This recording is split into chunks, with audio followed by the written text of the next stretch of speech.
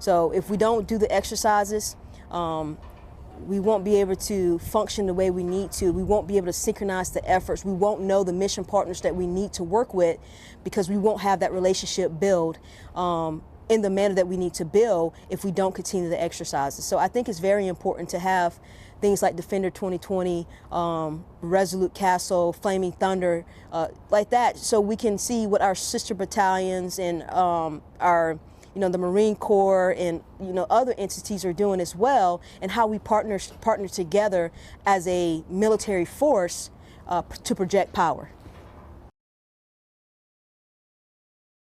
Right. So one of the biggest priorities we have is to deliver readiness and lethality at speed. In order to do that, one of our biggest things is documentation.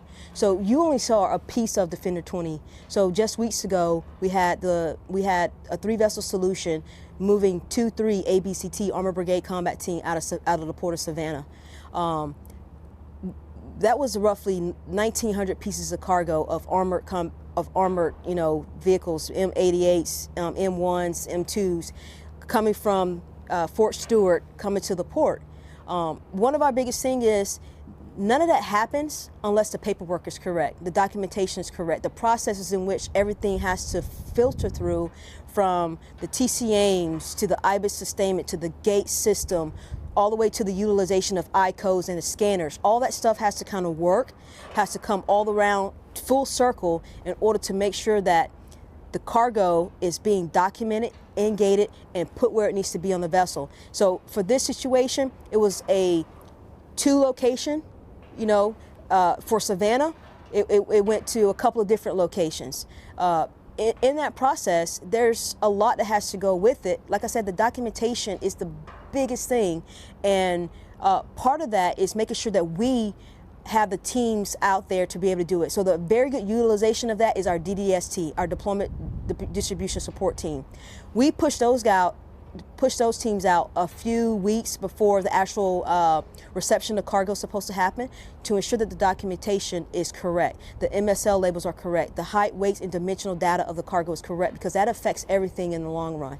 So when we push those teams out, that is really our bread and butter, to ensure that once that stuff gets to the port, we're able to execute the mission at speed. So it's been a while since we have done an actual exercise where we did it at the speed of war, in which the last time we kind of utilized 38 days from the fort to the port with onward movement of the vessel into theater, which is 38 days. And every time we do this, we're trying to get fast.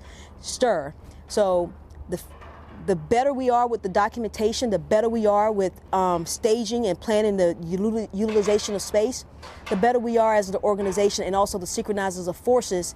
Like I said, we can't do this alone. We need our 4th component partners to work with us to make sure rail is aligned to how we need it to come in, to meet the RDD, the required delivery date of when the cargo needs to be here with the port call message, when the cargo needs to be on the vessel and in theater to meet the geographic combatant commander's objectives.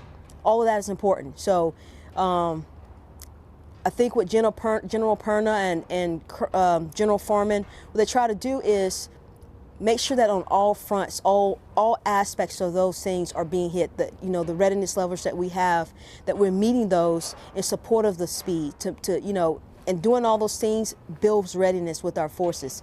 So I think at the end of the day, I think we're meeting that.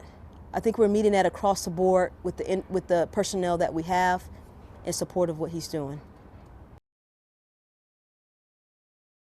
So I think one of the biggest things is that, like we hit on before, is the integration of the 4th components, the integration of the mission partners, the integration of the total force, which are our Ready Reserve forces. We couldn't do it without them. We have a small organization here with a huge mission, and we could not do this mission alone. And so it's very important, as we look across the JDDE, that we recognize that it takes a team of teams to make this mission happen. And that's very important, to recognize the mission partners from start to finish as we conduct operations across the board. So we appreciate you guys' time coming out. We appreciate our mission partners. We appreciate everybody that comes out to help out with this mission.